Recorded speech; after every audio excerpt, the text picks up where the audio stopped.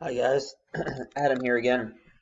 So this is different than anything that you've seen so far, and I encourage you to take some time to do this. What I did essentially is I looked at the data that I had, and I said, what do I want in each category? What are the metrics? Because we have a bunch of metrics. For example, we have 3 trials of each of counter movement jumps. We have 2 trials of broad jump, and we have various other indices. And I picked, for me, the ones that are most important, and I put them in their respective categories. And ultimately, we're going to have a category score. But to get a category score, we're going to need a score for each metric that is in our category. And if you're doing this, I would encourage you to have more metrics than you think that you're going to need, and create scores for all of them. And then in your formulae, in your tables, or in your visualization, you can just pick the ones that you want. So I have CMJ best and CMJ average in here. I'm going to pick one of them to use in my calculations, but I don't know which one I'm going to use. So in this video, we're going to set up our scoring sheet. And there's a lot that goes into this. So yeah, so I guess we'll get started now. But the first thing that we're going to do is I'm going to create columns. Or after you take a second and you kind of organize this yourself, we're going to need at least 3 columns for each metric. And this is going to be dependent on the number of different score criteria, the number of different score types we have. For example, if I want to have a different score for the U18 and the U20, and what I mean by that is if I want different cutoff values to indicate different score values, then I'm going to need a column to provide that information. And then if I also want the opportunity to choose between, let's say, a score based on z-scores, I'm going to need a column for that. So I'm thinking that I'm going to create, just to be safe, I'm going to create, I don't know, 1, 2, 3, 4, 5. I'm going to create 6 columns for every single metric. And I'm going to pause the video, and when I come back, I'm going to have 6 columns next to each metric. And I hope that you do the same. All right, we're back. So what I did is I just added 6 columns in between each metric. They're still in their categories. I made the columns a width of 3 just because I want it to be small, because I don't like scrolling a lot. And what I'm going to do, and what I did with the text is, if I select it all, this text, I rotated it up and increased the width of this row. Again, this is just because if I don't do that, then I can't see what's going on. So this is just to condense space a little bit so that I can do more with less real estate on the screen. And the next thing that I'm going to do is create averages and standard deviations for each of these metrics. And you can put in as much or as little criteria as you want to determine these things. For example, if you want a different average and standard deviation based on the group, like U18s and U20s, then you can do it that way. Or you can just do it collectively, or you can do all 3. But I'm going to say average here, and I'm going to type in STD here just to signify that this is where my averages and standard deviations are going. I'm also going to add another column. Oh, well, maybe I'll move these down 1 or 2. I'll do 1. I'll say group, because I am going to segregate it by group. And let's just say this is U18 and this is U20. So what I'm going to do now is I'm going to calculate, and maybe this is all, I don't know. We're going to create averages and standard deviations in 3 different ways, and we're going to do it for each of these groups and everyone together. So the first way that I'm going to do it, or for the U18s, is I'm going to do equals average ifs. And now I'm not going to go into my table because I know what it's called. I'm going to type in TBL underscore data. So I want the average of something in my TBL data, and if I do an open square bracket, I'll see all my metrics. And this is CMJ best. So I'm going to get the average of the CMJ best. I'm going to scroll down to CMJ best, double click on it. And if this doesn't pop up, what you can also do, let me just remove that for a second, is you can start typing in CMJ best, and you can still get it that way. So I want the average of CMJ best, comma, if, now if what's true, I'm going to say TBL underscore data, open square bracket. First thing that I'm going to say is I'm going to say that the CMJ best, and then close the square bracket, comma, is quote greater than 0, end quote.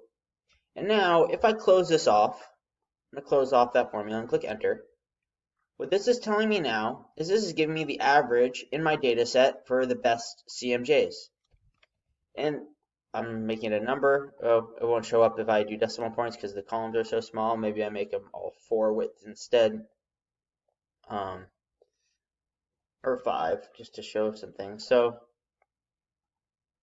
27.9 inches is the average for my entire data set. And you might even want to add in another layer of groups if you want, where if you want to segregate training camp data from in-season data. I'm not going to do it that way, but you can.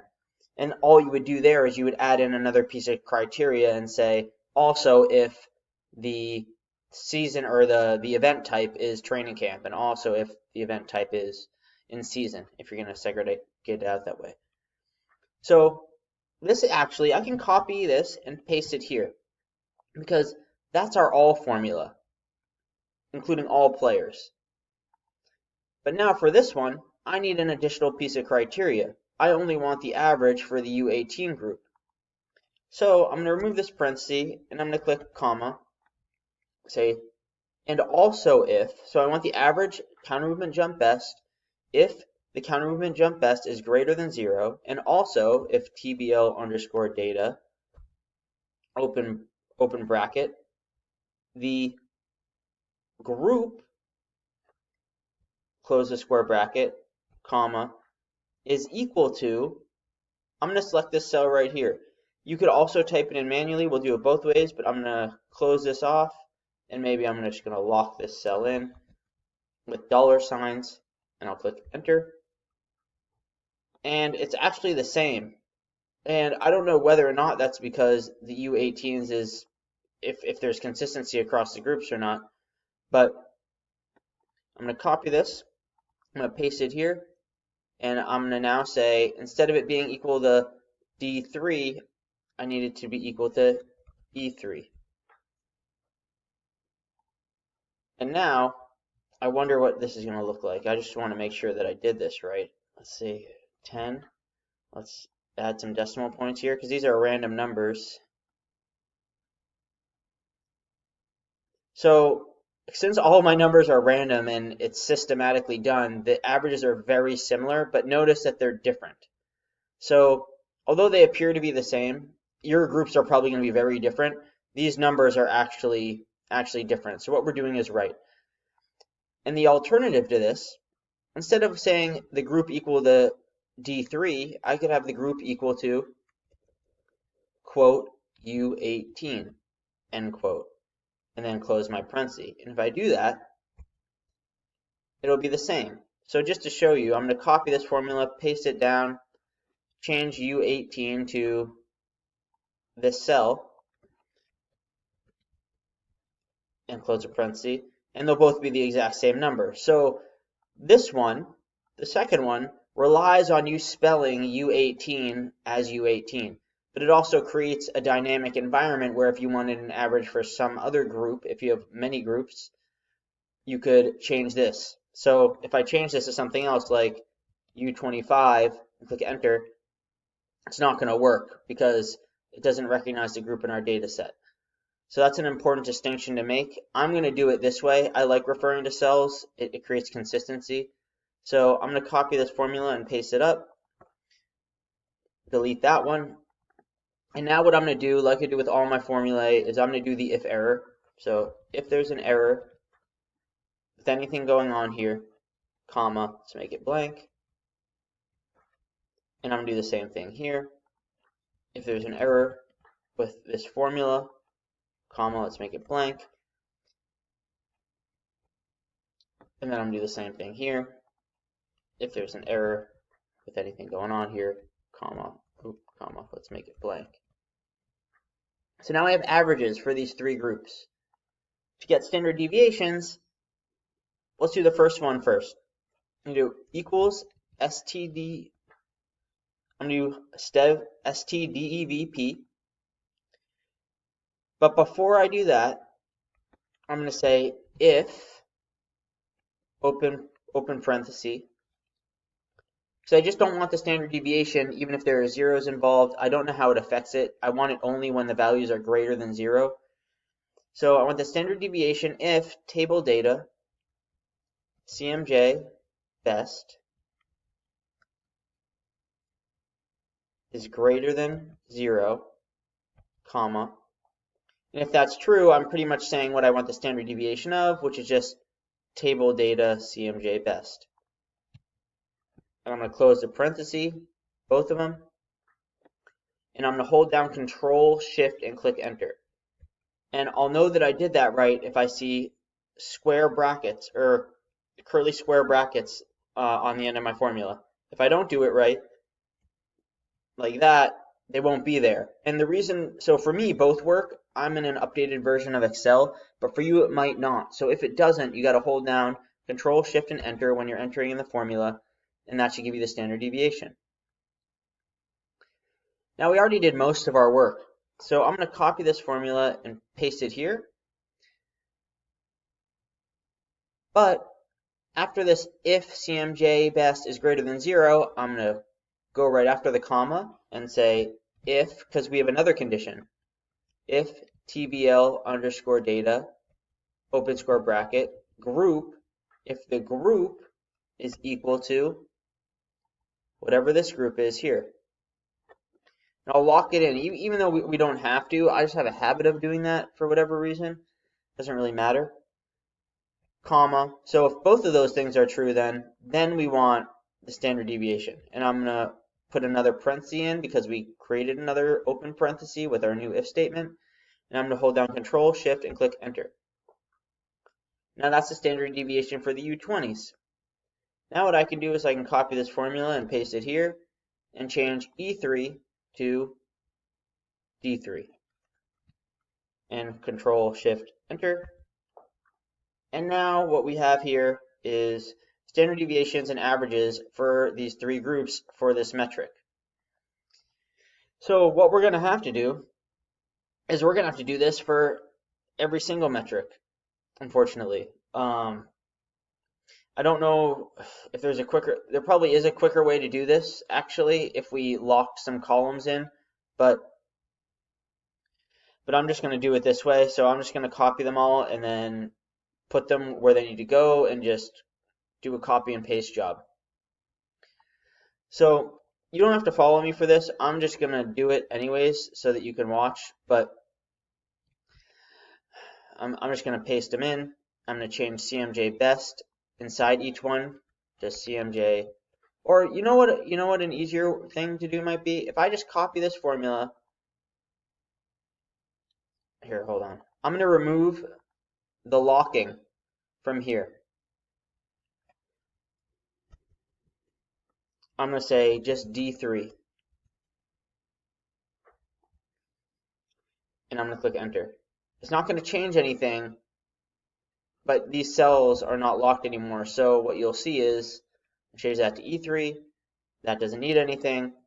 This one, the same thing. I'll just have D3. And I got to hold down Control, Shift, Enter. Or you should if you're re-entering the formula. And I'll go to E3, hold down Control, Shift, Enter. Now what this is going to do is it's going to refer to these cells now. Just in case for some metric you wanted to change a group or something like that, it creates a little bit of flexibility in that way. So I'm going to copy all this stuff and I'm going to paste it here. I'm going to paste it here. I'm just going to keep on pasting it. Paste it for each metric essentially.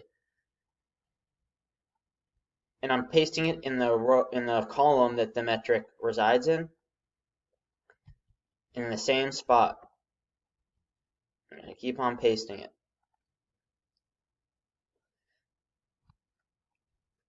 There's a faster way to do this if you want to. Maybe I'll do that for the last one. If I hold that, if I click on one cell, just to show you, and I go to the next one and I hold down Control and click on that, and hold down Control and click on that, hold down Control, and I just keep on clicking on the cells that I want to paste these formulae in. When I'm done clicking on all the cells that I want to paste it in, if I hold down Control V, it'll paste the formula in all of them. Or the alternative is you could right click and paste while you have all those cells selected.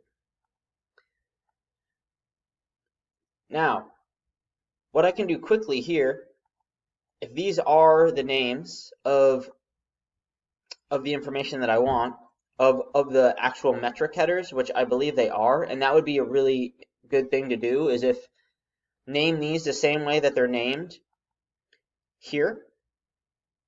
I think I did it that way, and if you do it that way, you can do find and replace to quickly make these changes. So, for example, I want to replace CMJ best in all these scenarios, which I just highlighted and copied the header name. I'm going to go to find, replace, find what? CMJ best. I'm going to close out of that. And what do I want to replace it with? Well, in these cells, I want to replace it with the CMJ average. So I'm going to copy this, go back to find and replace, and paste it in there. So now what's going to happen is if I select all these cells, it'll find and replace all the CMJ best values with CMJ average values, and that'll change my formula. So I'm going to select all those cells, and I'm going to say replace all. It tells me that it made 12 replacements. We could check that, but I'm fairly confident that we're okay. And we can see in the formulae up here that now we're looking at CMJ averages in these cells. So now what I'm going to do is I'm just going to kind of keep on going down the line here, where I can select Broad Jump Max, IN, paste it in here, select these cells, and do find replace. So our initial formula was this about the CMJ best, and I pasted it for every single metric so that I don't have to change the find what. If I replace all, again, it changed all of them, and we see the Broad Jump Max. Now if I copy this, Wingate relative peak power, escape out, select all the cells, and paste it in, and do replace all, it'll change all those values to Wingate relative peak power. I'm just going to go through this process with all of these. I think I can spell pull-ups without, replace that with pull-up. I'll replace this so I can spell this out too, probably quicker than I copy it. TBDL 1RM. This one I'll copy. ISO leg peak or ISO leg press average. Replace all. And this may be a little bit more of a tedious process for you. I'm just going through it quickly, but hopefully you get the gist of what's going on here, where I copy and pasted the CMJ best formula through all these things, and that may be your first metric, and then I'm going through and finding and replacing. And maybe I'll do this one, the 20-meter sprint one, without doing this, just to show you the other way to do it. So if I wanted to replace all the CMJ best with the 20-meter sprint, I can replace what's in here, the average ifs, with the 20M sprint, but I have to do this in two places. And so I'll replace this with 20M sprint, and click enter. And then I'll have to do that for this one, and for this one, and for this one, and for this one, and for this one. Like I said, there are 12 replacements that you'd have to make. So it'll likely be faster to do it this way. I just clicked undo. I'm going to find, replace with 20M sprint. Click OK. I'll do the same thing here on a 6M time, 6-meter sprint time. And now you're getting a view of what I selected for my categories, or for the metrics in each of my categories. And these could be anything. On a 15M time. I can do that. I think it's 15. I apologize that this is the process, so we're all going through it together. In the end, it's going to be really valuable. Place as Vo2 Max. I apologize that my numbers are so similar, just because I couldn't make up numbers for all these people, and the quickest way that I knew how to do it was to do randomized numbers within given ranges, and it's going to look crazy when we look at changes over time too, because some people are going to improve a lot. Some people, they might improve from a 20 centimeter vert to a 30 centimeter vert, and then or inch vert to a 30-inch vert, and then they might go back and forth between those two. But hopefully you get the gist here. So I'm just going to keep on going through this, and when I'm done with this, I'll pause the video, and we'll go on, and we'll go towards the next steps. But again, I just wanted to, if you wanted to follow along, you can. Just finding, replacing.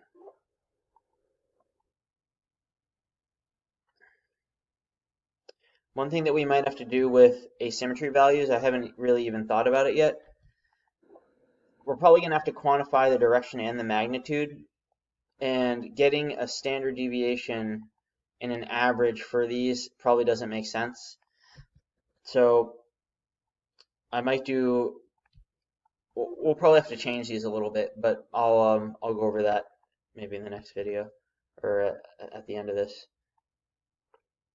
Because what we're doing is we're taking an average of negative and positive values, which if they're both high in magnitude, we would probably want to know that. And the way that we do our scores is probably going to be based off of that.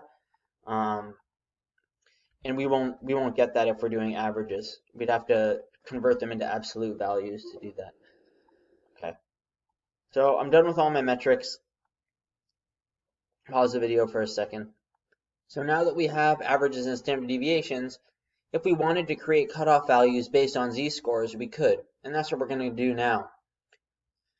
Excuse me. In this column here, I'm going to say good cutoff. All right, maybe I make this a little bit. Let's make this bigger. Good cutoff. Let's say bad cutoff. And these numbers might change based on whether or not higher is better or lower is better. And to do it based on standard deviation, we could say we want the good cutoff value, which would, maybe it makes sense if I do the scores first, but anyways, good cutoff value could be 1 standard deviation, 2, 2.5. It could be anything that you want above or below the average. So for my good cutoffs, I'm just going to use 2 z-scores for now, which is 2 times the standard deviation. And the way that I'm going to do that is I'm going to do equals average, or D4 plus, and then in parentheses, 2 times, or you know what might be a better idea?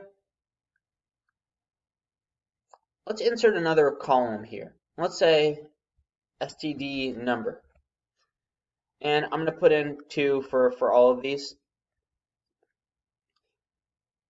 I'm going to use this cell so that what this does is it gives me control over how many standard deviations away I want it to be. And I might change that by metric depending on what the distribution looks like in the data set, or I might not, but it gives us the power to do that without having to change any formulae. So let's just color these yellow for now so that we can see them. A good cutoff value, let's say, equals average plus, and let's do a parenthesis, the standard deviation, and I'm not going to lock in this standard deviation entirely. I'm not going to lock in the average entirely, but I want to lock in the rows that they're in so that when I paste this formula below, it'll still work. So I'm going to lock in the 4 and lock in the 5, multiplied by whatever this number is. And I'm going to lock in the row. And then I'm going to close close the parenthesis, and I'm going to say at the beginning, if there's an error with this formula, comma, let's make it blank, click enter. So this number is 2 standard deviations above the mean, or this number represents a +2 z-score. And if I make this 1, the number will change. So it kind of depends on how you want to do things. I'm changing it back to 2. And now I'm going to copy this formula and paste it beneath. But instead of plus sign here, I want to subtract 2 standard deviations from the mean. And I'm going to do that, like that. So now we have a bad cutoff value and a good cutoff value. What we can do if we want is, I could literally, now that we have this, I can paste these everywhere that I want to. So I can paste them all here, the formulae, and they'll all work. Let's just make this a little bit more organized. Remove some decimals. And now, if I paste these formula without the numbers, they're not going to work. Or I guess that they do. But it's just treating it as the average. If I can see the average here. Yeah, it's just treating it as the average. And I don't want that. I need it to multiply by some standard deviation away, unless you do want it to be the average. So I'm going to copy these. I'm going to do what I did before, where I click on the first cell and hold down Control and just keep on clicking on them. I'm going to keep on scrolling along. I'll do this for half of them, and then I won't do it for the other half. I'm holding down Control as I'm clicking on cells, and you can see them become highlighted when I do that. So now that I have all these selected, I can hold down Control V, but instead I'm going to right click and do it the other way and paste. So now each of these cells or each of these columns, I have a good cutoff and a bad cutoff value. So now for the rest of them, maybe I'll just copy. Again, it's interchangeable because we already have our metrics specified here. So these averages or these standard deviations away from the average are all normalized. I can do that. I can paste it, or Control V, Control V, Control V, Control V, and just keep on going. Keep on going.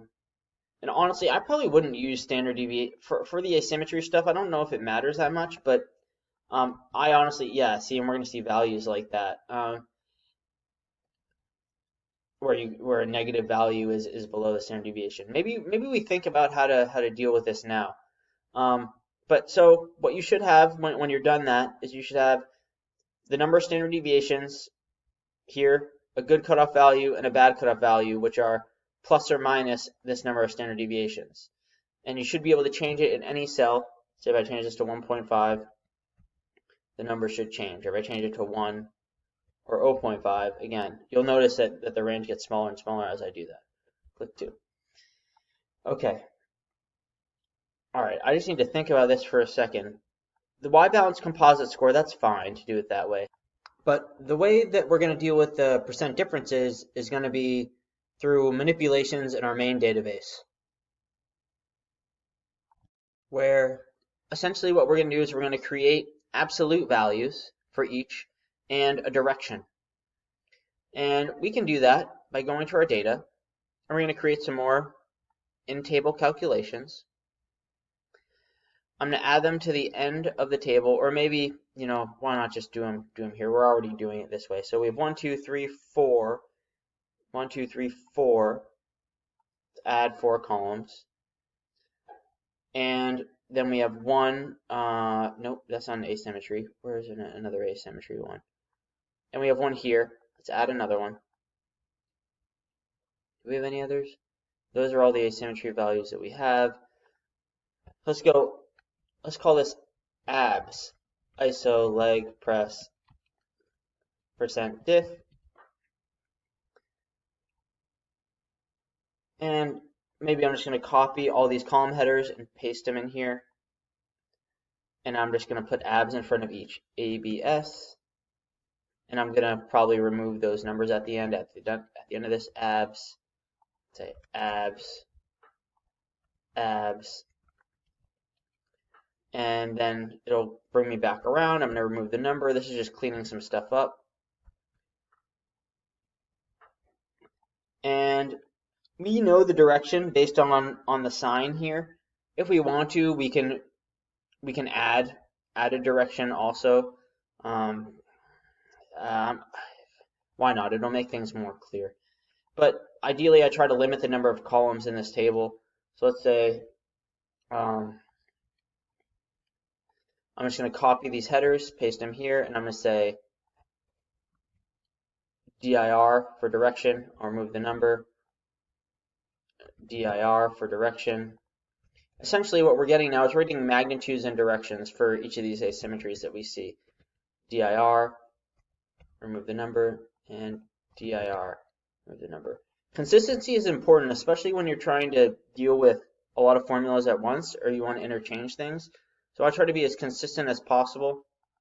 Add in another column here, copy it, paste, and let's change abs to dir and remove the number. So when you've done that, you should have 2 extra columns for each of the asymmetry metrics or the percent different metrics. And when that's over, we're going to do absolute values, which is actually a relatively simple thing to do. All we have to do is say equals abs and then whatever the metric is that we're looking at. So in this case, do equals abs y balanced anterior, close the parenthesis, and that'll give us all positive numbers, regardless of the sign here. And I'm going to do if error, comma, blank. And a nice thing about this, or the way that we did it, is I can just drag this over all the way to the composite score for all the absolute values. So I'm going to do that, and then after I've done that, you'll notice that it's working because 5.5%, negative 5.5% is now 5.5% for P medial, and 15.2%, well, it was that and it was that for those two. But anyways, I'm going to highlight all these things and double click on this down on this crosshairs, and it'll fill out everything else. Let's do the same thing while we're on this formula for the leg press. So equals abs, the iso leg press percent difference, close the parenthesis, let's say if error, there's an error, comma, let's make it blank. Now the direction, we can do with this in a couple different ways. Maybe I say, well, what we know, and we can see this actually by looking at these values, if it's negative, left is stronger because 435 is greater than 279. If it's positive, let's find one, that would mean right is stronger. We can see that 481 versus 265. So we can write a formula in here and say equals if this, if the left is greater than the right, comma, we want a quote, an L. And then we'll do comma, also if, open parentheses, if right is greater than the left, comma, then we want quote R. And if none of those things are true, I don't really know what to do because you might have zero asymmetry. We'll just say N, quote N. If none of those are true, let's make it an N, which means no asymmetry. I don't really know, but I want to be consistent. Let's close some parentheses here. Click enter. When we do that, we should have an L or an R or an N for every column. Not sure why I can't see the filters here, but anyways, I'm going to go to my table design, or I want to see filters and I don't know, view. What the heck? Oh, so my filters were off. I just wanted to add the filters on, add them onto my table. If I click on this filter here, I'll see that I have all 3 values and nothing else. That's important. So now that I'm done with this formula, you can see here, say if there's an error with anything going on here, comma, let's make it blank. And let's do the same thing over here. And we, again, similar to the last formula here, we can drag it across when we're done. It's good practice to do it anyway. So let's say equals if well, we're on the anterior percent difference. If anterior is greater than, or if the left anterior is greater than right anterior, comma, quote, left, or L, and then another comma. Well, if that's false, well, we want to add another if statement. If right anterior is greater than left anterior, then, comma, quote, R, end quote. And if neither of those things are true, comma, quote, N, quote. And let's do a couple of parentheses and click enter. And let's add if error to this. Oops.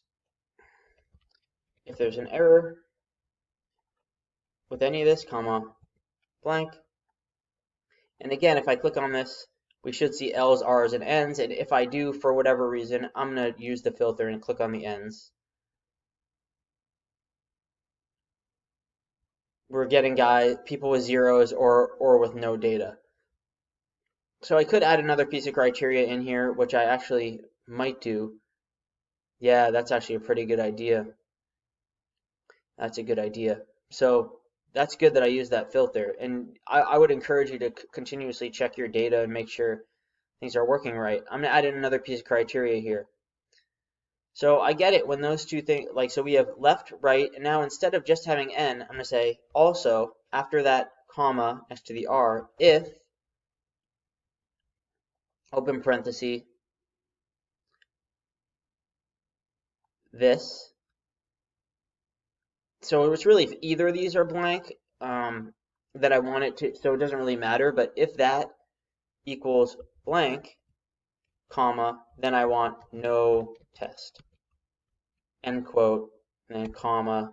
And if neither of those things are true, then N, and let's put one more parenthesis in there, and click enter. Now what I should see is if I open this up, let's click on the people that have no test and N's. The people that have a blank value here have no test. The people that actually have no asymmetry have an N. I'll clear that. Before I copy, or we can just do this now, if we're set with this formula, we can drag it across. And I think we can double click it down. Or these three, double click it down. And it'll fill out for everybody. Okay. Let's make sure that we did this right. Nope, we didn't do this right. I didn't do this right. You actually can't do that. I screwed up.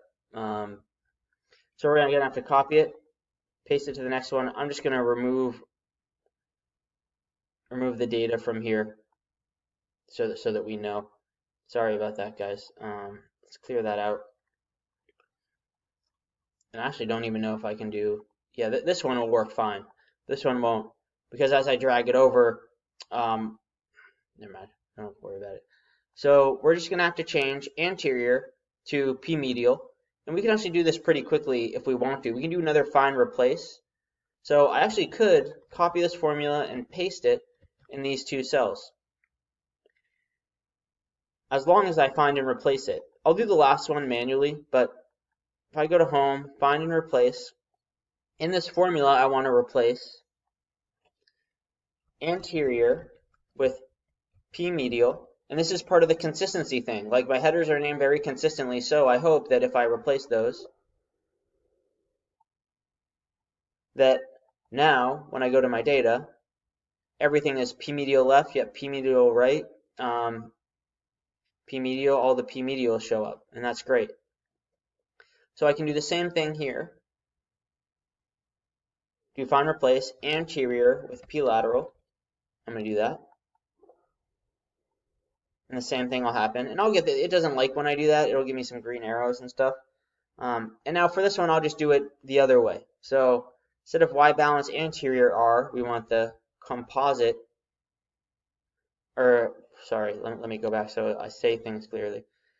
The y balance interior L with the composite L, and the anterior R with the composite R, then the anterior R with the composite R, anterior L with the composite L, and then anterior L again with composite L.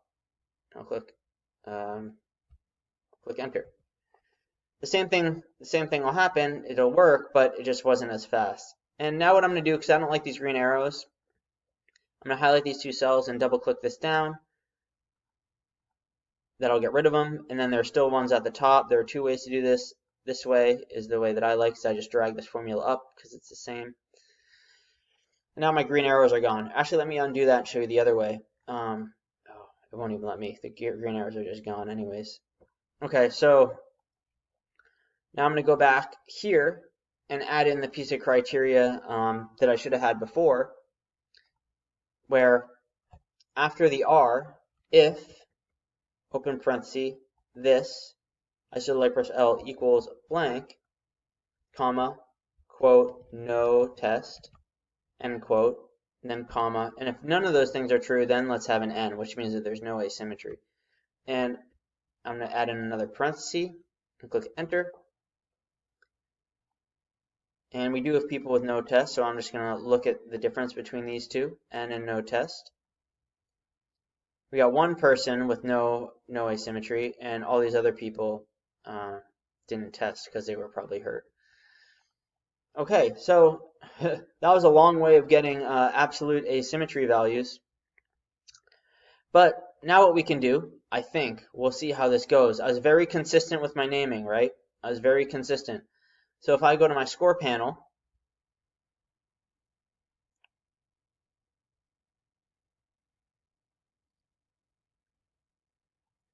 and now I go into these cells,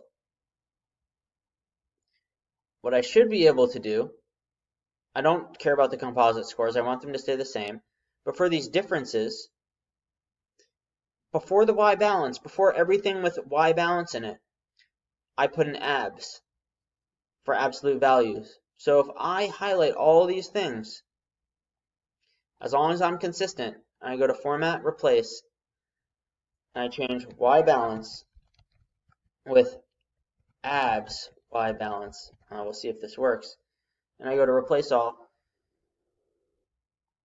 Now what should happen is that I get different values, and it did make a lot of replacements. Looks like there's a lot of variability in these results.